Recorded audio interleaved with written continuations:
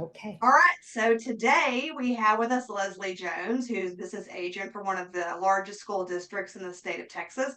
And we'll be addressing fundraising and event planning from the perspective of a high school parameters and or collegiate, the 501c3s as well. So there are rules that have to be followed. So we're going to start off with steps and budgeting and POs and all those kinds of things. In your position, you have dealt with budgets, correct? Absolutely. And what kind of budgets have you dealt with as a business agent for a large independent school district? I would say that 90% of the funds within the accounts are generated through fundraising or donations from community, family, friends. Um, for these kinds of club and athletic activities, the state and other governing entities do not contribute to these agency funds. And that's what they are called, is agency funds.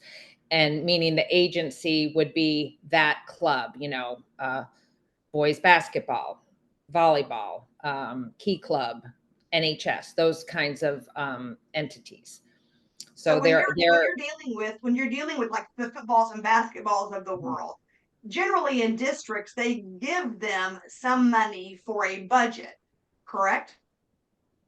through the athletic department, yes, very little. And those funds are very, they're already earmarked.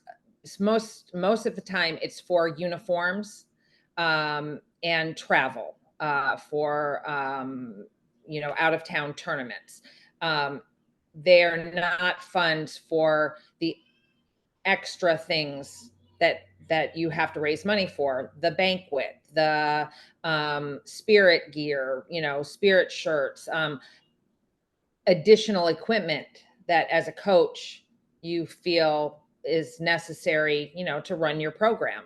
um, and the extra travel, you will want to go out of town to travel, go to tournaments, preseason. The district does not cover those travel expenses. So generally you may find those kinds of travel things within like maybe basketball or volleyball.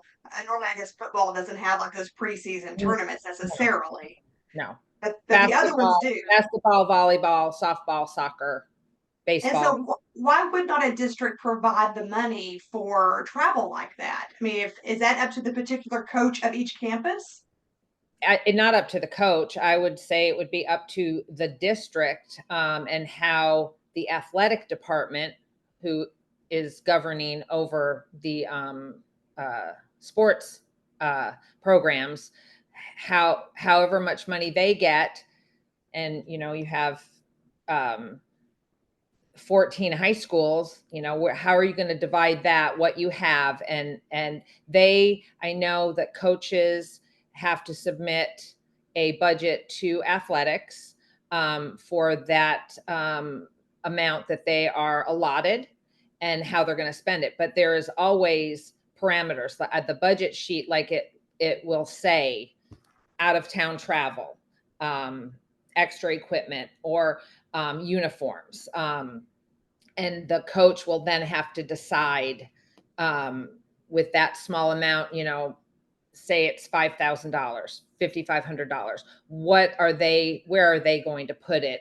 And then the coach then will know for the year what they need to fundraise for, to provide everything else that they want to do for their program.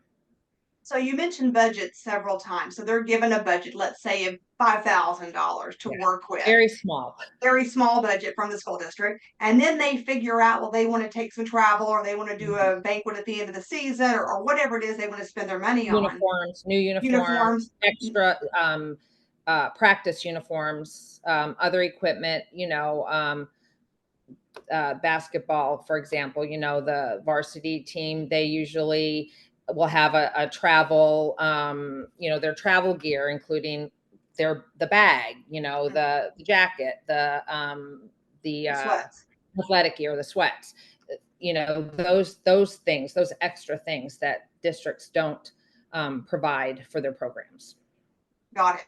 So then when they see this budget and then it comes in and they now they're dealing with you. They're no longer dealing with the athletic department where that Right. budget is concerned. And they say to you, "Hey, Miss Jones, I want to purchase X, Y, and Z." And your first response to that, coach, is what? Let's see what's in your account. We do not, there is no deficit spending, meaning you cannot submit a requisition for a purchase order or a disbursement voucher to expend funds that you don't have. There, and the district is very strict on that. They will deny, those expenditures. And so you look at it and you're like, I know you don't have enough money. I'm not even going to send it over. Right, That's part of right. your And job. it is a difficult situation because when you fundraise, the guidelines are you are fundraising for the current year students, and then you will spend it on current year students. You should not really be having much carryover. Maybe some administrative carryover, just enough to get you started for the next school year. But you can't save funds that the previous class or the previous team fundraised for the next team. And the district is really also strict about that, as far as, and also is equitable. When a team fundraises, it's not individual student accounts or Mm-hmm. player accounts. You're fundraising as an entity, girls basketball, and those funds will be used equally among the team. So that is hard. It takes good planning on the coach's behalf to start things in the summer. Most teams, what the players that you're going to have, towards the end of the school year, springtime, what's coming in. And then, in the summer, you'll run your camps and things like that. So, which is a fundraiser. So that's usually what starts the school year off with sports, is those summer clubs,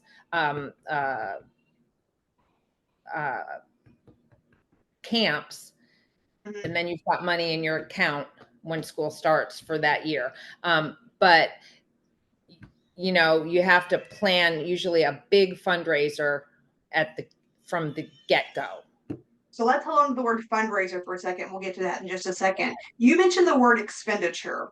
So these are students in the event planning and fundraising class who may or may not know what a requisition is, or what a PO is, or what an expense is. What does the word expenditure mean to a business agent?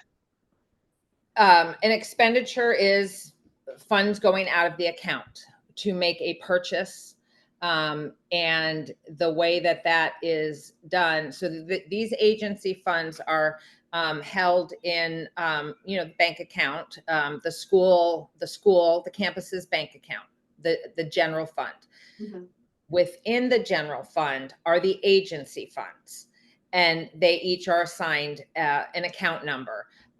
If you log on to the bank account, you're not going to see the agency funds. That is my job, to keep accurate records, inputting revenue and expenditures, so that we keep a running balance, and those accounts are reconciled on a monthly basis. So at That's any given revenue. time, So what's revenue? revenue Revenue is is money coming in, that's a money coming positive. in, positive, Positive and expenditures, money going out. for now. So in order to spend the money, number one, it has to be there. And then in our district, you can spend money two ways: through the purchase order system, which would be a requisition or a quote would be given to me by the coach, um, uh, through an approved vendor, which the vendor list is fluid. Vendors are added as needed.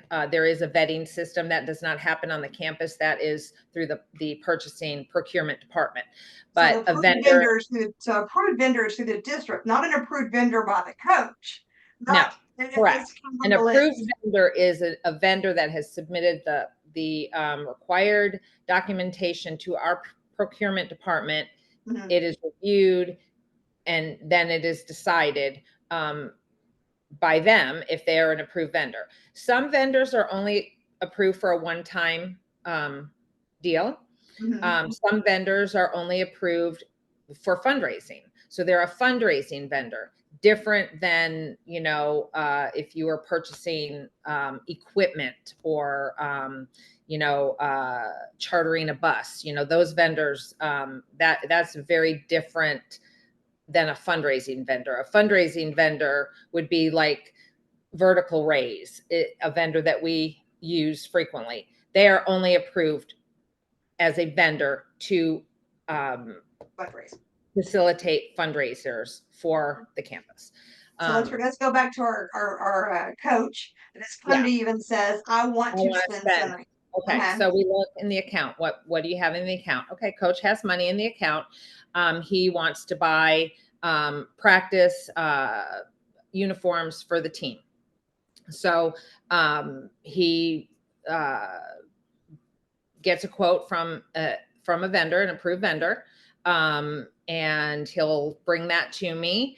I will enter a requisition for purchase order, in our system, in the platform that we use, Teams, and uh, it will. I mean, it is basically an order, quantity, unit price, description.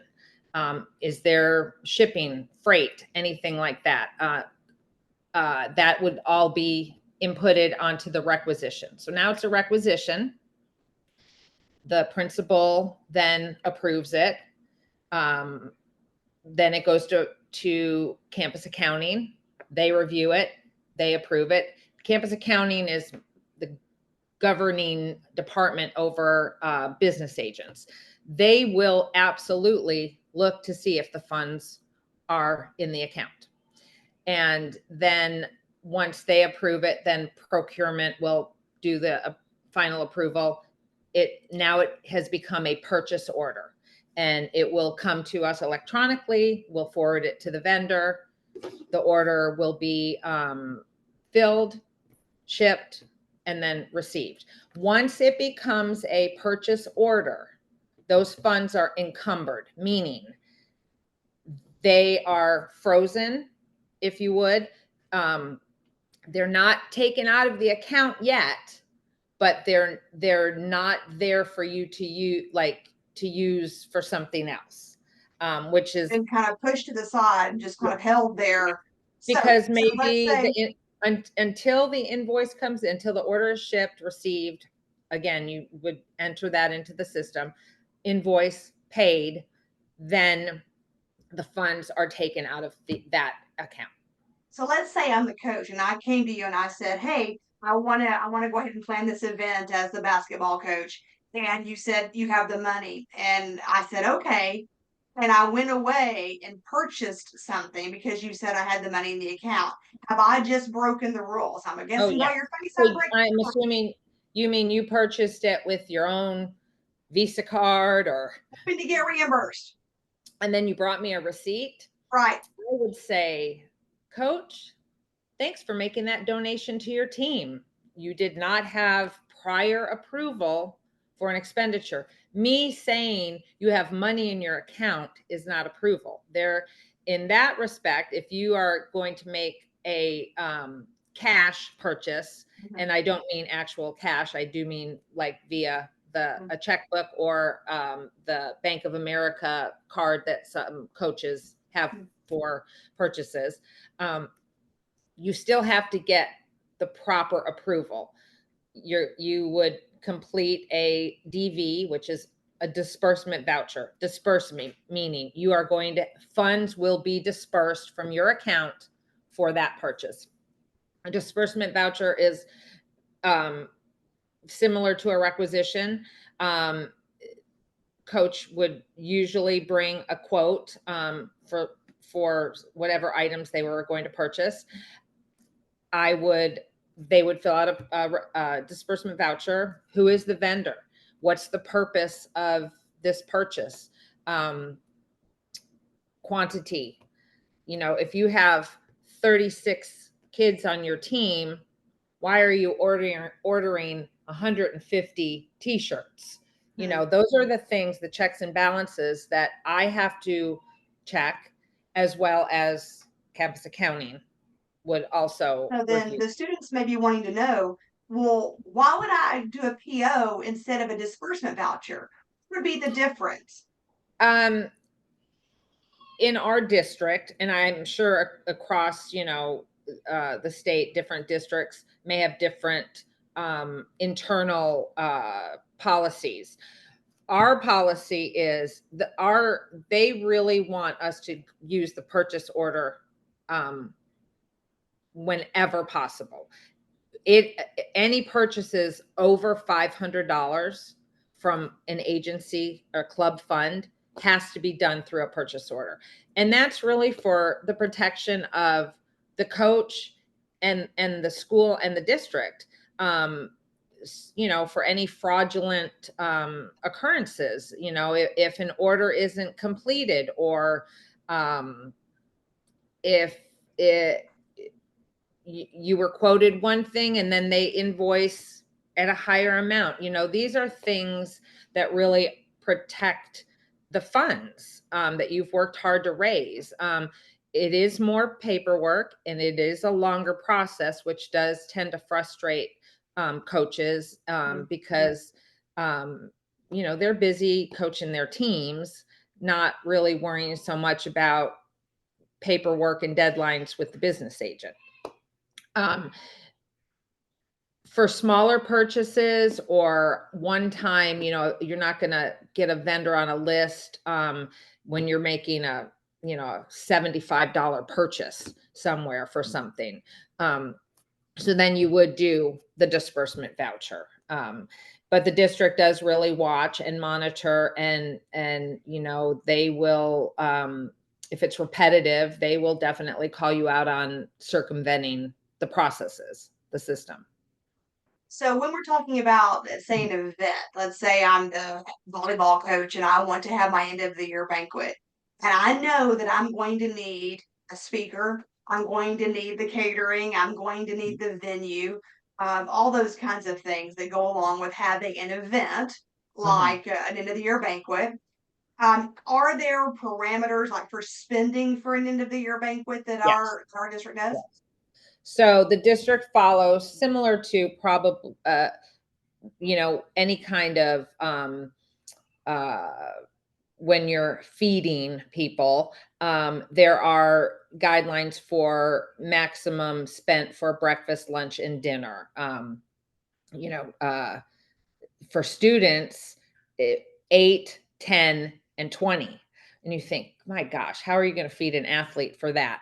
Right. Luckily, we have many venues that work with the district, and they understand that, and they will meet us at that. Usually a banquet's a dinner, so they'll meet us at that $20 mark.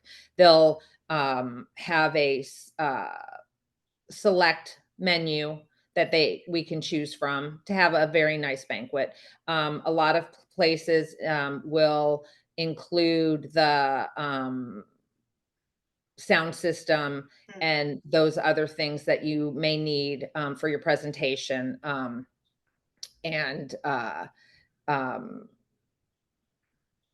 the venue, depending on how big your banquet is. A lot of the smaller venues, the $20 includes the venue. Mhm. $20 per. Some larger venues like a country club or an event venue may have a facility fee that you would have to include, and that would be like in the breakdown. The district would look at the total and then the number of students and divide it out to see if it comes to the $20 Wow. per head. Yeah. And that's all inclusive too. That would include the like beverage. Mhm. We're non-taxable, so there would not be sales tax. And the service charge would have to be inclusive as well. That's a good thing to know is that school districts and universities are tax exempt for purposes Yes, like that. yes, So, yes, so when we're talking about figuring things in, if this was a yeah, 501(c)(3), or if it's a school or a right. And that university, is we're tax something exempt. a lot of times when coaches will get quotes and things from maybe smaller vendors, they're not familiar with that, we're tax Tax exempt. free. So they'll bring a quote and it'll have tax on it. And I will, obviously catch that and they'll have to go back to the vendor and, let them know we're tax exempt. So Okay. The last thing we'll discuss is the fundraising. You mentioned um, that fundraising, one of the things that you know of is Vertical Raise, which is a virtual online platform. right. So I'm the volleyball coach. I'm having an end of the year event. Know that I need to fundraise $5,000 for this particular event to include everything. So, what are the ways that you know, A, that I can fundraise, and B, what are the steps for that? Um, the fundraising has become really tricky in school districts. It used to be kids would sell after school snacks, treats, those kinds of things. Pretty much the federal government has, eliminated that, that those obviously are called the foods of minimal nutritional value, and that Yeah, is not something that, they're to do as fundraising, plus competing with the school cafeteria. T-shirts, spirit gear, that's a big fundraiser. And that is something that the community loves. Parents love it, grandparents love it, the community loves it. So we do a lot of that T-shirt sales. The trick to that is working with a vendor and letting them know, hey, we're trying to make a profit here. Which the district's profit margin, it has to be at least 45% of the total raise has to be profit. Um, uh, so, you find a vendor, you're not selling, the top of the line t-shirts and Under Armour and mhm, Nike, a good t-shirt, a simple design, one or two colors. colors. People will be happy for that and you will make more profit. uh, Now that we're in the age of the online fundraising platforms and the Mhm, district has approved those, they do and very successfully the vertical raise and other entities like that, very similar to like a GoFundMe, for mhm, example. Students will come, there's a kickoff, they make it fun, they provide email addresses, friends and mhm. family, and then a campaign goes out. And it's an easy way for friends and family to help uh, grandchildren that don't, where they live farther away, or rather than getting out the checkbook or having kids go door to door. I mean, this is through a secure platform where you could make those donations. They set a goal, and the fundraising for that is an 80% profit. The vendor for that only takes 20%. Very minimal processing fees. Well worth that there is no money being handled by students or coaches or the business agent. It's all done electronically. And then a check at the end of the campaign. Campaigns usually run a couple weeks on those kinds of fundraisers. A check, they reconcile the campaign. A tally, an invoice, so to speak, is given to us of what the donations were and minus their 20%, and we get a check for that 80%. Easy peasy. Easy peasy. And Yeah. and the controls are there so that it makes it easy for the Yes. coach and Yes. for you as a business Right. agent. So Right. So that is, I mean, so and so they gone are the days of bake sales and car washes. yes. Yeah. Well, bake sales are not allowed. Yeah. Yes. So, those are the kinds of things. Golf tournaments Mhm. are a big money raiser. I know, like the big football does an annual golf Right. tournament, and A that does run, the fun run. I think the choir, yes, one of yes. the choir band and Band dance does department. band on Yeah, the run. band on the Um, run. so they do events like that, and yes, those do bring in a good amount. Very little overhead. I mean, Uh-huh. in anything like that. So, and those are And how long does that's it what I take to tell set up? them. I'm sorry? How long does it take to set up that fundraiser with you? I mean, how long does it So do you have to do it like so months in they have advance? there's a fundraiser application that needs to be submitted, Mhm, basic information. What are you doing? When do you like, when do you wanna do it? A start and an end date. What are the funds going to be used for? And the district does monitor this. So in that designation, I encourage the coaches to be broad, include, I mean, banquet, uniforms, equipment, travel. Um, pictures. because at the end of the year, when we reconcile and close the books for that year, the district wants to know, though, the funds that were raised, how were they spent? I have to provide like the check number or the PO Mhm, number to that fundraiser to show that those funds were raised and they were spent for the current year students for that purpose. So, um, and of course, if you have a fundraiser that was just through the roof, just so profitable, and you did everything that you laid out to do, that money stays in the account. It's not taken from you. It rolls over to the next mhm. year. I mean, yay, good for you. You did a great job. Your kids worked hard. It makes it easier to start the next school year. Yes, from Mhm. experience. Yes, I'm Awesome. sure. Well, I want Yes. to say thank you for giving us some insight about budgeting and POs and event planning and fundraising. Hold on just one second, and we will